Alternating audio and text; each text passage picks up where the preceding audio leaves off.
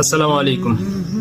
আফ্রিকার এই যুবক এবার হজে এসে রওজা শরীফের সামনে দাঁড়িয়ে অশ্রুসিক্ত নয়নে তাকিয়ে দেখেন রওজার পানে। খোদ হারামাইনের অনলাইন সাইটে এই ছবিটি টুইট করা হয়েছে। আহা, কি সে চাহনি, কি সে আবেগ! জীবনের প্রথমবার হাবিবের রওজা দেখার সৌভাগ্য, রাসূলের এত কাছে যাওয়ার সৌভাগ্য। আফ্রিকার কালো এই যুবকের হৃদয়ের আবেগ চোখের পানি হয়ে গলে গলে পড়ছে।